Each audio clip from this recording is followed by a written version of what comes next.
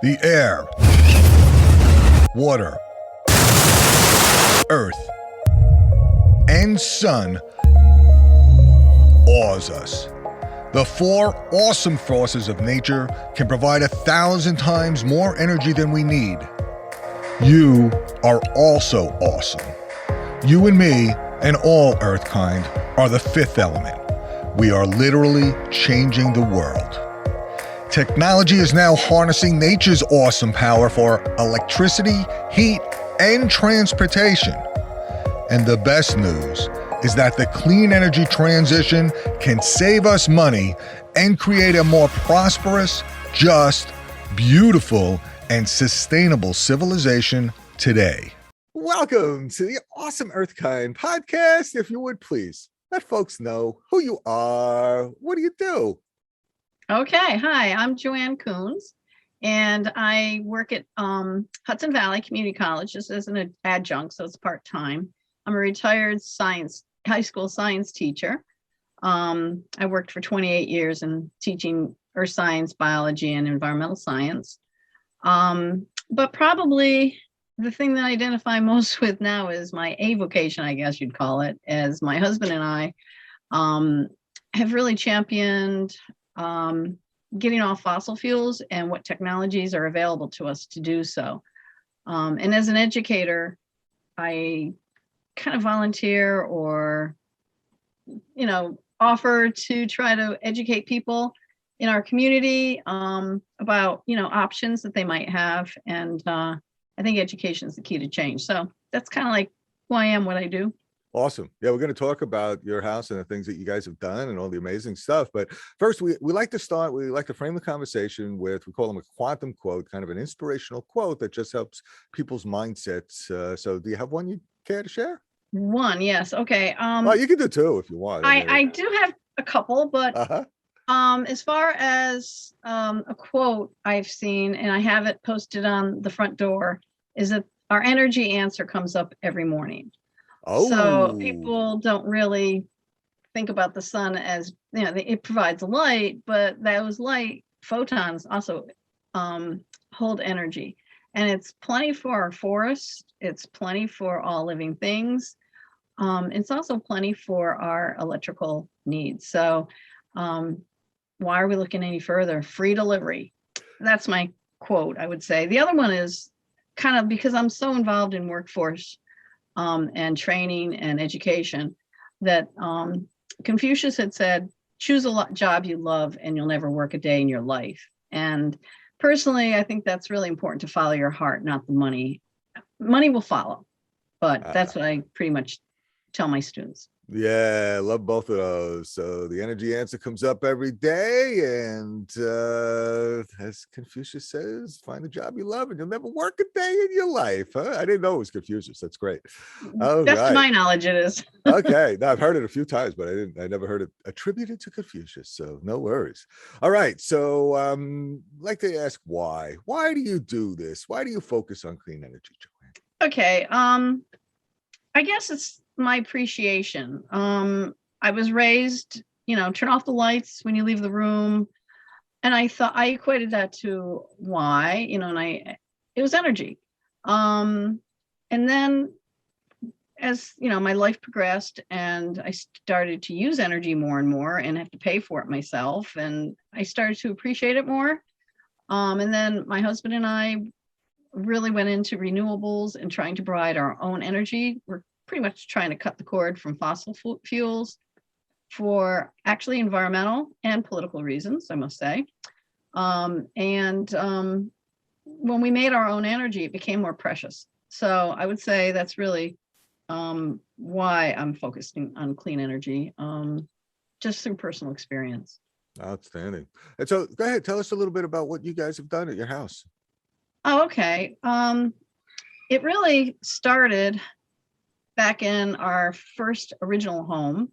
It was a 1854 leaky propane house, and it was everybody thought we were crazy because it was really in disarray. But we started little by slow energy efficiency measures, and we went to a solar fest up in Vermont, and some guys were making biodiesel. And being a teacher, I also taught chemistry for a little while. I thought, I can do that. So we started making our own biodiesel. Of course, my husband thought I was crazy because I bought a little old Jetta for $375 off the WAN ads back then. And we started mixing our own, and I was buzzing all over town in it, and we upgraded to a better car, and we started to actually do collection and making it, and big time. And we fueled all of our transportation needs, except for in the winter. It got a little tough because it gets really cold. So what we did is we bought a Baderis oil heater and heated our home with it in the wintertime. With biodiesel. So you collected used vegetable oil from where? Mainly sushi and Chinese restaurants. Those were the best sources. Sometimes Wow. in Lent, I remember the American Legion or Firehouse had a fish fry every Friday. We'd make that and we'd burn that. You'd smell the fish. In donut season, it'd smell like donuts. It was really funny.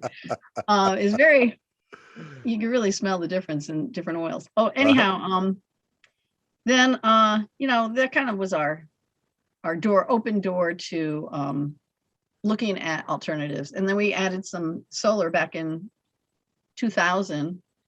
It was pretty expensive. It was 2 pole mounts, 2.2 kilowatts, I believe it was.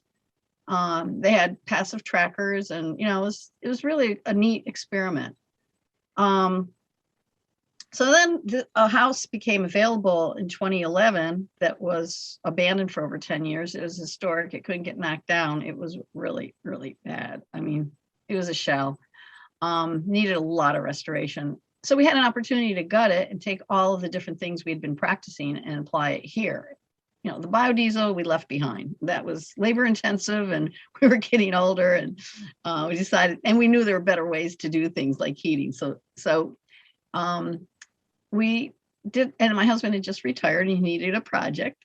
So we started to explore, how we're going to put this place back together in a way that we can be off fossil fuels and energy independent. So we started with heating and cooling, and we have a geothermal system, and we love it. Of course, that led to we had a real airtight house. In fact, I think we did a little bit too much on the insulation side. It was an overkill, but we're cozy. We use spray foam. Lesson learned. I think I would use dense pack at this point. Do the chemicals, but that was what was available at the time. You learn as you go along, and technology changes. I mean, we put in CFLs and thought we were, really saving energy, and lo and behold, LEDs came along. We're going to switch them all out. So that's how fast technology changes. Yeah. So CFLs, for folks that don't know, is compact fluorescents. Those are those compact fluorescent light bulbs that are around for a bunch of years, and then now those have been, as you're saying, transplanted or overseeded by light emitting diodes, or LED light bulbs, which are another step more efficient. So keep going. Sorry. Absolutely. So yeah. So I was just trying to show you how this all evolves. So insulation, tight house, compact fluorescents initially, then light emitting diodes, very high efficiency lighting. You put in a geothermal heating and cooling system, and correct. Now we have, I think, about 11.4 kW of solar to power all of that. We also had, of course, put in a heat recovery ventilator so that we could have air exchange. Interestingly enough, we were told we couldn't open, well, we weren't told, but it was suggested not to open the windows so that the heat recovery ventilator would exchange the air. I was like, what? I'm an outdoor kind of girl. I just can't do that. But what happened is it gets fresh air from outside at least 3 times an hour. It is put through our geothermal, which has a MERV 13 filter, and it takes all the particulates and pollen out, and we're getting fresh air. I don't have to open my windows this way. So it's another way to ventilate, and it's a much cleaner way. My husband has asthma, I have allergies, and it's a wonderful thing, and I don't have to dust as much because the air coming in is nice and clean, and there's a lot of benefits. So So a heat recovery ventilator, for those of folks who don't know, basically it just it takes the air that's inside your house and expels it out and brings in fresh air. But by having a filter, you can filter out some of the pollens and allergens that Right. can affect people in the particulates. So Right. And so the other thing about the HVRC, which is heat recovery, HRVC, the heat recovery ventilator, is that as that air is leaving the house and it holds heat and the fresh air coming in, which might be cold in the summer, there's like this piping that crosses and it's a heat exchanger and it picks up the heat so that you're not just bringing cold air into your house, you're actually bringing pretty warm air into the house. And then the geothermal bumps it up to the whatever your thermostat is set at. So you're not losing a lot of heat. It's very efficient. yeah, so in the summer you're expelling the heat, but in the winter you're not losing the heat. So That's is that correct. right? So yeah, so Yeah. in So the it's summer, actually right. working with the system. Right. Yeah, exactly. So it's a more So- energy efficient way of recovering heat, which is why it's a heat recovery ventilator. Right. There we go. Okay, sorry. Go But ahead. one thing that I will say is that right about a year or two after we started our system, we kept our windows shut. I think it was Hurricane Irene came through. And, I was getting a lot of moisture inside my house. And it was like, what is going on here? I have a pair of leather shoes and I saw some mold on it. It was like, whoa. Wow. Well, that doesn't take care of humidity. So it was a real wet summer. A lot of moist air was getting pumped into the house. And we realized that the humidity levels were high. So we had to add a dehumidifier to our system. Mhm. So now it's really great because in the wintertime, we keep it nice and moist, not moist, but comfortable. Because I think it's 45% is about where you're supposed to set it. Mhm. So that's what we keep it year round. And it controls the moisture, which is actually adding to our comfort as well. So I just wanted to throw that in there. It might not be regarded as a energy measure, but its comfort is very important too. Oh, of course, yeah, and having So- that right humidity is very important, especially Right, so if it's too dry, you get all dried out. If it's too damp, you get Right. mold. So you got to have that right balance. So excellent. So you monitor and measure and Yep. maintain a certain humidity level. That's great. Yes, we do. So talking about monitoring and measuring, my husband likes this stuff. Put Uh-huh. in an aware air monitoring system so we can track chemicals, Wow. humidity, dust, and temperature. Wow. And it's interesting, just to monitor. And that was part of our build when we rehabbed the house. We tried to only use green products that didn't have VOCs in it, Mhm. so that the chemical level in here was moderated. All right, so what's the next thing that we did? So you've got basically a very tight house. You've got geothermal, you got solar, LED lighting, you got a heat recovery ventilator, so you're not losing and wasting heat. You got a dehumidifier to maintain the humidity levels. So that's all the heating, cooling, electricity that you needed. And what about your vehicles? Well, hang on. I'm going to go to the batteries next, I think. Batteries you got too. Sorry, New go toy, ahead. Yes. new toy. Yep. Go ahead. Yeah, so Tesla introduced the Powerwall, and we do a lot of reading, and it's like we want one. So we saved up and put one in, and it was working so well. We decided we put two more in, so we got 3 batteries. We're kind of like getting ready for the future. We feel that the future is that during peak electricity times, the grid is going to need electrons, and they're going to pay for those electrons. So hopefully we'll become energy producers with our batteries. So, but Prosumers as well as consumers. right.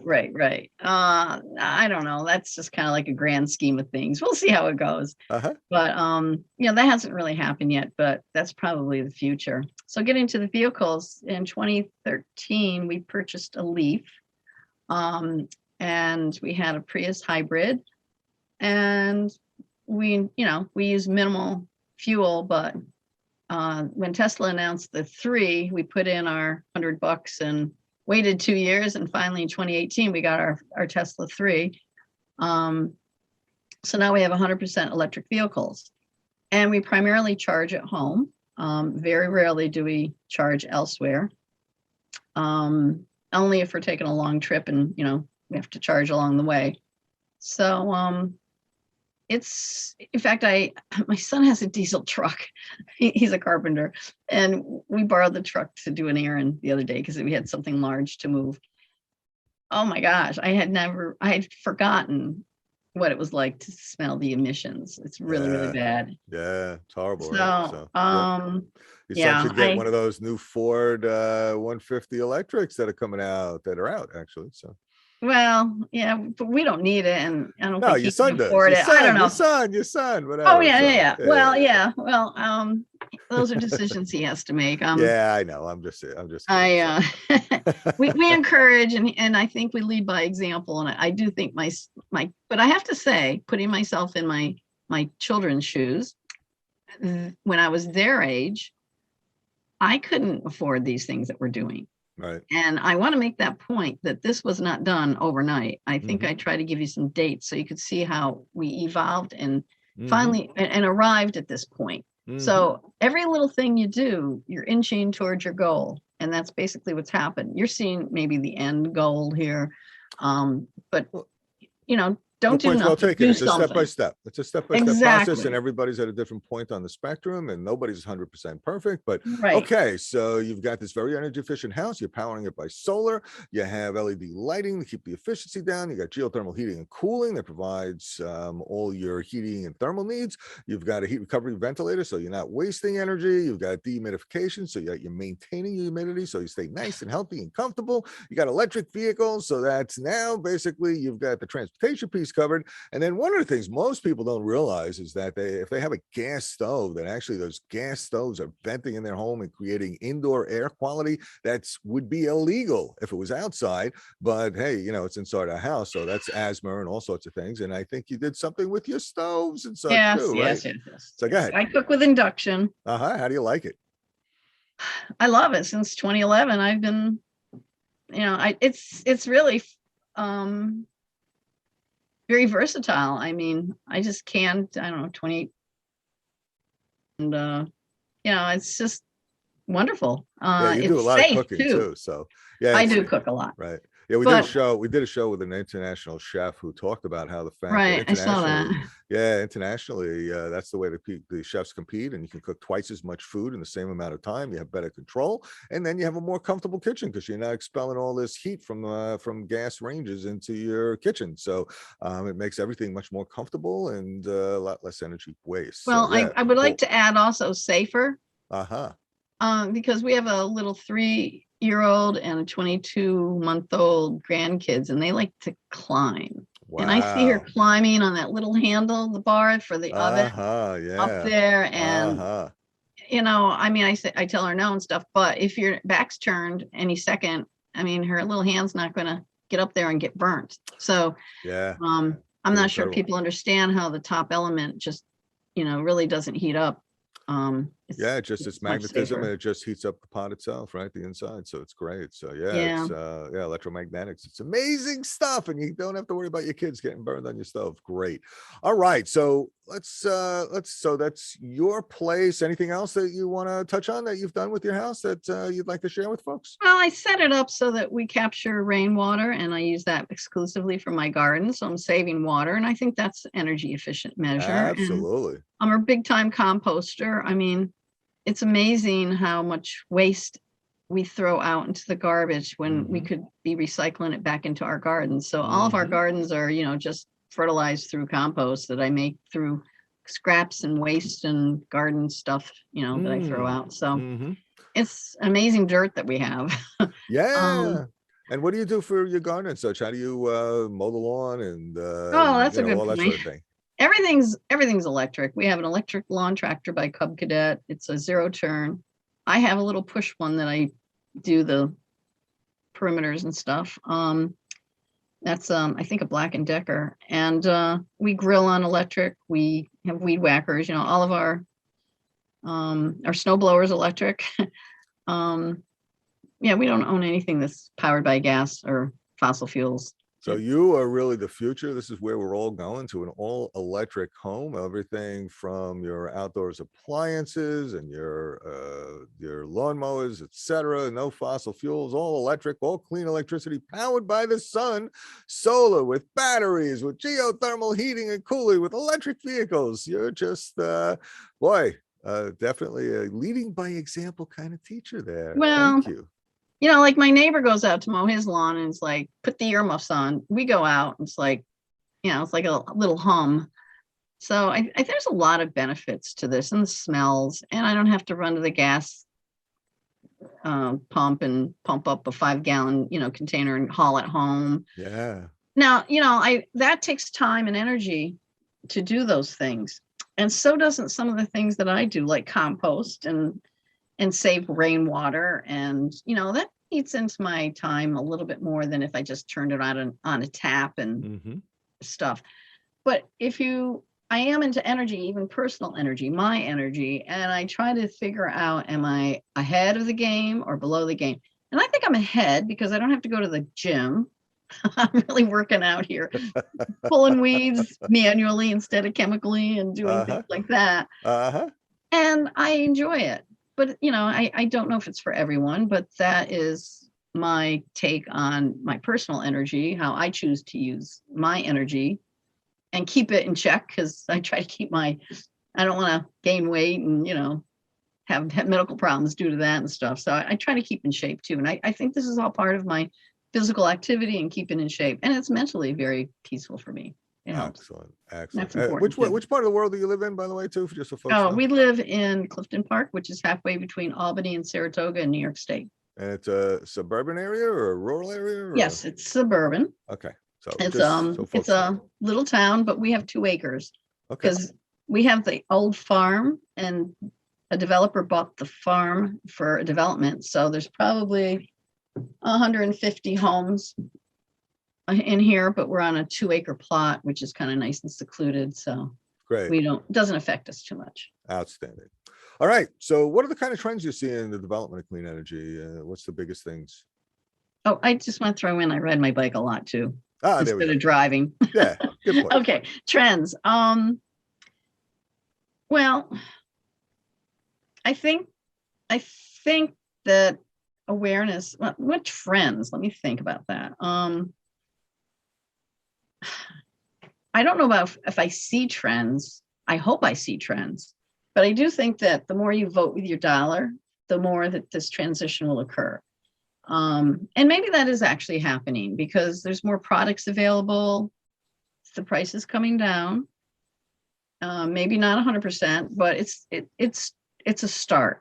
And so, I do look at solar because I think we were pioneers in the whole renewable campaign. And, as far as the price of solar 10 years ago versus today, you can see it's just dropped. And I'm hoping that for the other renewables as well. Wind is really growing. I'm a little disappointed in the heating and cooling sector. It seems that just hasn't really reached its momentum yet.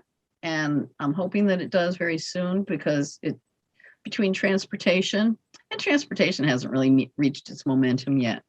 Those are the 2 biggest sectors that add to greenhouse gases, the transportation and heating and cooling. So you can see that that's really very important to transition. Yeah. And, no, definitely. And they're all, the technologies are here, the costs are coming down, but they're a little bit behind where solar was like maybe 10 years ago. So yeah, it's going to be interesting to see this exponential growth that's similar to how solar evolved and now is becoming pretty widespread and growing exponentially. We're starting to see the same thing happen with heating and cooling accepted. And with electric vehicles and becoming accepted. Exactly. I find that when I talk to what I feel, I see somebody and we start a discussion and they look intelligent, they have a wonderful job, and some of the fallacies and beliefs that they have because they heard something from somewhere, so they believe it. It's like, I can't, it's like, have you done your research on this? And people don't. Yeah. So I'm a little concerned about that aspect, I guess they call it fake news. I don't know, but right. Yeah. So in terms of lessons learned, like what challenges did you encounter? What kind of lessons have you learned, and what are you doing differently now than you did before? Okay, lessons learned and challenges. I'll approach that right now. It's very difficult to navigate through any kind of incentives, programs, and it's so difficult. Sometimes you just want to throw your hands up in the air and say, this isn't worth it. I'll just do business as usual. So I do enjoy a challenge. So I'm not one to give up. And we have stuck with it. I'm actually hypothetically working through some of these things as if I was a consumer, so I can experience what other people are experiencing, so I can better help and understand what they're going through. So I'm hoping that it'd be best if the systems changed, but I'm not seeing that happen, and it needs to happen fast. It's really, to get a system to change, it's like a David and Goliath type experience. So maybe it's better that I try to help each individual that I can reach and hold their hand through these things and get them to where they want to go. That's kind of how I feel. I can best use my time. I keep advocating, but I'm not sure they're hearing, but someday they will. So I don't stop that either, So, one of the things that you said, I think, is that everything is a process and you just got to take it step by step and not give up. and not give up. I have a little thing I say in my head: don't quit before the miracle happens, because there are times when you just are ready to throw your hands up and say, oh my God, this is never going to happen. And if you just wait a little bit longer, you might be pleasantly surprised. It's kind of like gambling. Not that I gamble. So I gotta win this one. So in most people's lives, there was a certain moment that just like a light bulb goes off, and it was that aha moment where it's just something that you didn't realize before became, wow, this is amazing. This is the answer. And for you, what was that moment? If you had a particular moment? Yeah, I do have one hand. I was kind of like referring to my notes here, because I did think about it, and I can't remember which aha moment I was talking about, because I've had a whole bunch of them. In regard to renewables, I would say that there is a professor. I saw his peer-reviewed scientific study, and I really respect him. He's a local person, actually, which is cool. But it just happens he's local, doesn't mean anything. And his name is Dr. Richard Perez, and he has evolved his theories over the years as he has done more and more research, which I think is refreshing, because sometimes people who are researchers get stuck on an idea and then try to sell it. Mm-hmm. But he adjusts to the conditions and the information as he knows it at the time. Mm-hmm. And I respect that. I think that shows credibility. So what he has studied is how much renewable energy would it take in order to completely be on 100% renewables. And that's quite a tall task. And he puts it into a language and a way that he relates to common things that we understand. So he suggests to be more local, but yet have a grid, so that we have balance. If the sun is shining in Buffalo, but not here, we can pull from that resource. But if we have our own sunshine, we can pull from that resource as well. He also feels, and I think this is a good idea based on some of the things I've said previously, that if we overbuild solar fields and wind to a certain extent, to maintain the intermittency of the sunshine and the wind, we should be just fine as far as providing enough electricity. And he has the statistics to back it up. Now, some people are saying, not in my backyard. This is going to look a mess. Everything's going to be all solarized. And he actually does an analysis of the amount of energy it would take to sustain our grid. And then he takes a map of New York State and interposes the actual amount of land area it would take, and then compares it to other land areas, such as fields forest, urban, suburban area, roads, etc. And he also incorporates transportation and heating and cooling in his figures, so that, you know, it's not just the grid as it exists today. It's to also accept more electrons from these other sources that are switching from fossil fuels to electricity. So his data looks really solid. His ideas look solid. And I think that that's a really cool idea. And I thought, yeah, we want to do this, but this shows that we can. And that's a really comforting thing. Yeah, I came across Dr. Perez. Boy, it must have been 30 years ago. Yeah, me too, because I took that's where I got my master's. Oh, is that right? Well, I didn't have him as a professor, but one of the classes I took, it was a tour of his house back then. Right. Yeah, me too. It was amazing, right? So he's a true believer, and he also implements everything that he says. So he's, it's a great thing. And walks the talk. And his statistics are just amazing, because the price of solar has come down so much that it's really relatively easy to overbuild enough solar electricity and then use that as a way of balancing. And he's done just amazing studies. We're going to post the link to the YouTube that you were talking about, and folks can take a look.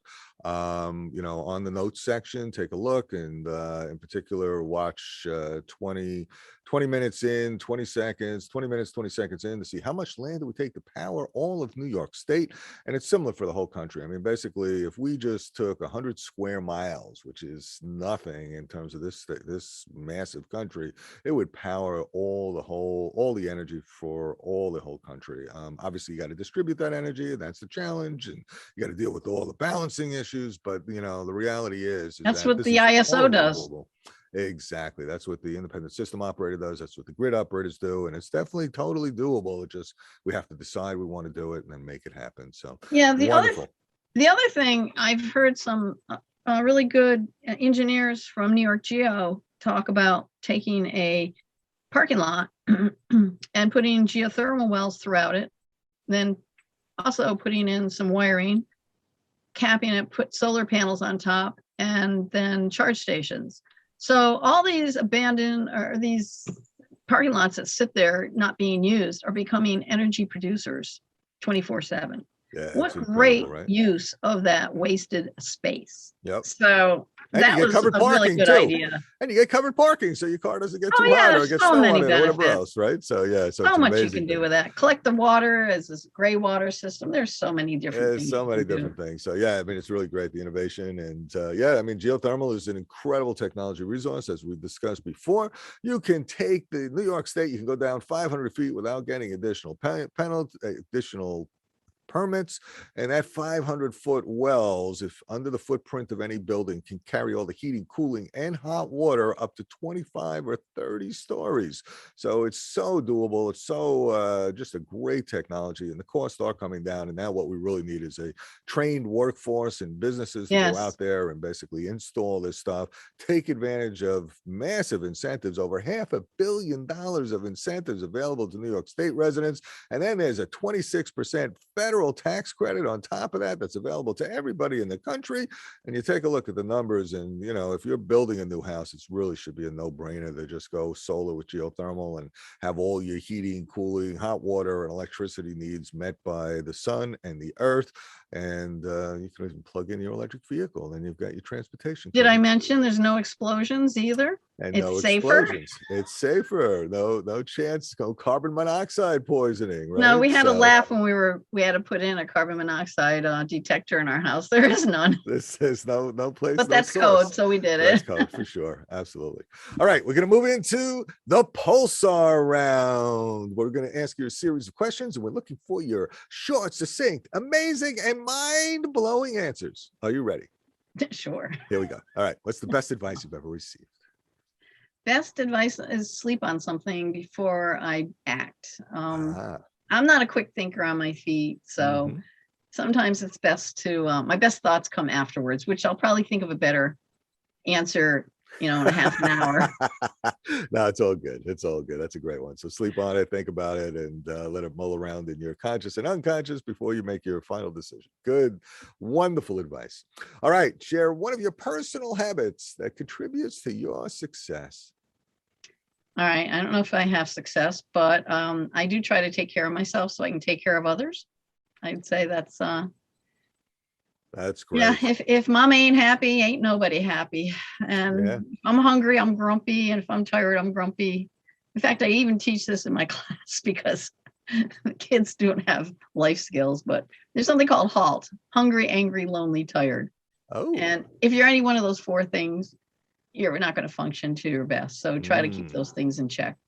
Hungry, angry, lonely, Lonely or and tired. tired. Wow. So take care of yourself so you can take care of others. And as you said, it's it's kind of the airplane. Put on your oxygen Right. mask first, so that way you can help others before you pass out. And really good point. All right. An internet resource that you'd care to share? Got one? I don't know. Okay, no worries. Google. Google's great, right? That's amazing. And it's just incredible how much information I we have start with things. at It our doesn't mean I end up there. Yeah, but it's a good thing. No worries. All right. How about a book you'd recommend for folks and why? Okay. That one I did give some thought to. Well, Bill Bryson wrote A Short History of Nearly Everything. And being a science teacher, I thought it explained science better than any textbook I read because it's simple, it's user friendly. I mean, I read textbooks and I can understand where students are kind of like turned off and shut down. Who wants to read about all these little side stories about things? Just get to the chase and explain it. And he's got such a great humor about him that there's nothing wrong with presenting it that way. And he's accurate. A short history of nearly everything by Bill Bryson. Right. He starts with physics, goes to chemistry, then into biology, then to earth science, which is really, back when I was a kid, that's the order of science that, everything's based on physics, then chemistry is based on physics, and then biology is based on chemistry and physics, and higher science based on all three. So why aren't we teaching it in that order? Fascinating. Cool. Well, thank you very much. All right. If you had a magic wand and you could wave it and change one thing for everybody in the world, what would it be? More appreciation for each other and what they do and what people do for each other. We take each other for granted in what we do. And yeah, I think that would just make the world a little better place. I'm not great at doing this. I'm trying to focus on it, saying thank you more and such. But I think that, I don't know, just softens things, and I don't know, being careful about things. That's all. And appreciate each other. That's a wonderful thing. All right. What's the one thing you're most energized about today?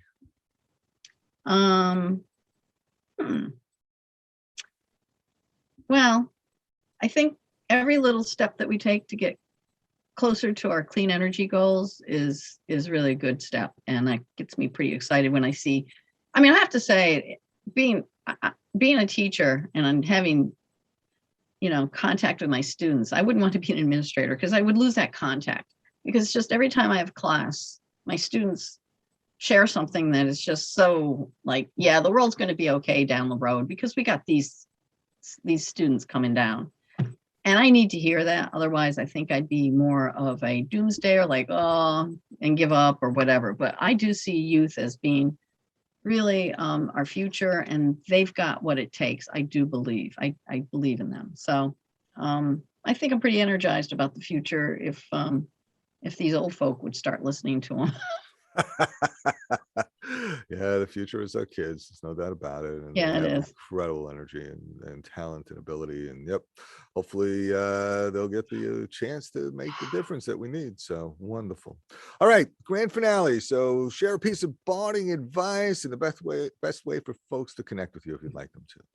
Well, I had thought about that, and the best thing I can think of is the phrase from Joe Dirt: "Keep on keeping on. Just don't give up." From Joe Dirt, huh? If you got time for a story. Okay, go ahead. When I taught earth science, we went down to the Museum of Natural History and Art on a bus, my class, and did, it was a class trip, and we did some labs there and stuff. So, I'm pretty focused on education. And so all the kids really, really, really wanted to watch videos on the way down. I said, all right, here's what we'll do. You can watch my video on the way down, and we'll watch your video on the way back from New York. Oh. So they picked Joe Dirt. Well, I didn't preview it. I had no idea what Joe Dirt was, but we played it. And it was pretty funny actually. Uh-huh. And it was maybe March or April of that year, and we were studying for the Regents. And the rest of the year, our class motto was "Keep on keeping on." And I tell you, I had really good scores on that Regents that year. All right. My students, and I didn't have the brightest bunch of kids in the class. Actually, I'll just leave it at that. But those kids performed, and I really have to say, something as stupid as keep on keeping on. And just having that as a mindset really helped them hang in there and perform to their best ability. So I kind of keep that in my heart. Keep on keeping on. Outstanding. Anything that you wanted to cover that we missed, Joanne? Anything you want to say? Well, no, I'll think of that in about a half an hour. Well, Joanne Coons, former high school teacher, now college adjunct professor and clean energy advocate, working with all these different organizations to create a better future and leading by example with your all clean energy powered electric house with solar and geothermal and electric vehicles and electric appliances and electric gardening tools and mowers and the heat recovery ventilator and energy efficient lighting and humidity controlled, very comfortable space in a retrofit house. That's how old was it? 1830. 1830. Just shows what we can do when we put our minds to it and we decide to take things step by step. So thank you so much. Thank you for joining us today, awesome Earthkind people. Do you want to increase your climate impact by a factor of 1,000? Then pick up your phone today and call your United States congressional representative and both your U.S. senators and ask them to support the federal Build Back Better bill. Build Back Better will create the largest climate protection action in American history. Because so few people take the time and make the effort, our elected representatives interpret the opinion of everyone who calls or writes as representing the views of 1,000 other citizens. Congress will vote on the Build Back Better bill that aims to get our country to 80% pollution-free electricity by 2030 and cut climate pollution 100% by 2050. The Build Back Better bill provides tax incentives for solar, wind, energy efficiency, electric cars, charging stations, and more. And it will finally cut the subsidies for fossil fuels. It will also drive major investments into communities that have been disproportionately hit by environmental injustice. When you make the calls, spread the word via social media by posting images of a large red exclamation point using the hashtags Code Red Climate and Code Red Congress. You'll be joining some of your favorite musicians and celebrities, including the Dave Matthews Band, Dead and Companies, Billie Eilish, Melissa Eldridge, Phineas, Maroon 5, Brittany Howard, John Baptiste, Alex Benjamin, Leonardo DiCaprio, Jane Fonda, Mark Ruffalo, Damien and Stephen Marley, Group Love, Huey Lewis and the News, and many more. When the Build Back Better bill passes, the United States can enter the global climate negotiations on November 1st, with America setting out to cut climate pollution 100% by 2050 and be able to encourage other nations to do the same. If not you, then who? The time is now. Act now. Pick up the phone, call your congressional representatives and U.S. senators, and help create a better future for our children and all the 7 billion Earthkind people on the planet. Thank you.